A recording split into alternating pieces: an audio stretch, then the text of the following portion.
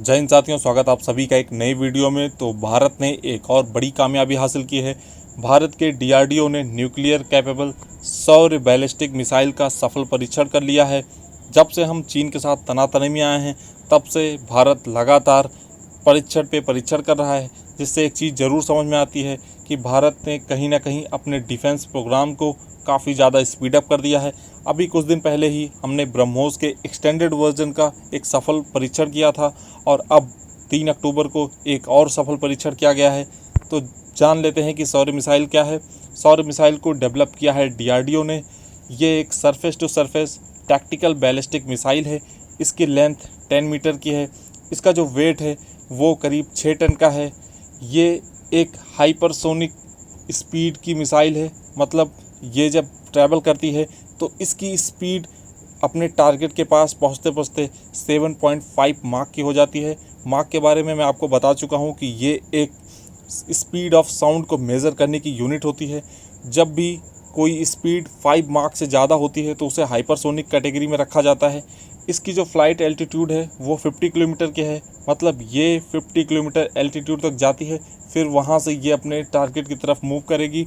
इसकी जो रेंज बताई जा रही है वो एक करीब 700 किलोमीटर से 1000 किलोमीटर तक की है, मतलब कि हम इसे बड़ी आसानी से अपने दुश्मन पाकिस्तान और चाइना दोनों पर अटैक करने के लिए यूज़ कर सकते हैं।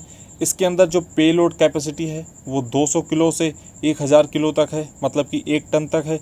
इसमें जो गोला बारूद, जिसे हम पेलोड भी बोलते हैं, 1000 किलो तक का गोला बारूद भर सकते हैं, वो भी कन्वेंशनल और न्यूक्लियर वॉरहेड दोनों। मतलब जो हमारे कन्वेंशनल जो गोला बारूद होता था उसके अलावा ये जो न्यूक्लियर हथियार हैं उनको भी कैरी कर सकती है।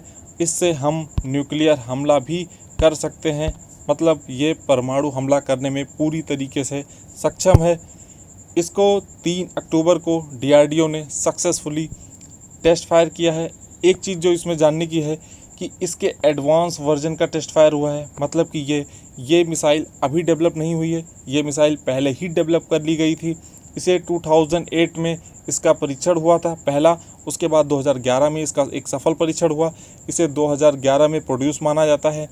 तो अभी इसके एक एडवांस वर्जन का परीक्षण किया गया है और ये जो मिसाइल है ये अभी जो एग्जिस्टिंग क्लास की मिसाइल सिस्टम है उसको मजबूत बनाएगी, उसको कॉम्प्लीमेंट करेगी। और ये मिसाइल काफ़ी हल्की होगी और काफ़ी ज़्यादा इजी होगी ऑपरेट करने में in comparison to the other versions of this सौर मिसाइल। तो ये जो इसके और वर्जन है उससे जो इसका एडवांस वर्जन है वो काफ़ी हद तक अच्छा होने वाला है। एक ख़ास बात और है कि ये अपने आप को गाइड कर सकती है क्रूज़ मिसाइल की तरह। होता क्या है कि जो बैलिस्टिक मिसाइल होती हैं वो लॉन्ग रेंज पे टारगेट करने के लिए बनाई जाती हैं, मतलब कि जैसे हमारी पृथ्वी है, अग्नि है, तो वो काफ़ी लॉन्ग रेंज पे टारगेट कर सकती हैं। ये काफ़ी ज़्यादा हाइट तक ट्रैवल करती हैं, फिर वहाँ से ये अपने टारगेट की तरफ मूव करती हैं, पर ये गाइडेड नहीं होती हैं। इनकी प्रिसीजन उतनी अच्छी नहीं होती है, ये टारगेट के आसपास कहीं भी फटती हैं। लेकिन जो क्रूज़ मिसाइल होती है वो काफ़ी गाइडेड होती है। ये छोटी रेंज पे अटैक करने के लिए बनाई जाती हैं, जैसे कि ब्रह्मोस। ये ज़्यादा हाई एल्टीट्यूड नहीं जाती हैं, ये छोटे फ्लाइट इनका एल्टीट्यूड होता है, ये लो फ्लाई करती हैं, जिससे कि ये पकड़ में आने में मुश्किल होती हैं और इनकी स्पीड काफ़ी ज़्यादा होती है और फिर ये अपने आप को गाइड करके टारगेट पे डायरेक्ट प्रिसाइज अटैक करती हैं। तो ये मिसाइल है तो टैक्टिकल बैलिस्टिक मिसाइल, लेकिन इसके अंदर गाइड करने की भी क्षमता है जो कि इसको काफ़ी ख़ास बना देती है। एक और ख़ासियत है इसकी कि ये रडार को पूरी तरीके से चकमा देने में माहिर है, क्योंकि इसका जो विंडो फॉर डिटेक्शन है वो सिर्फ 400 सेकंड का है।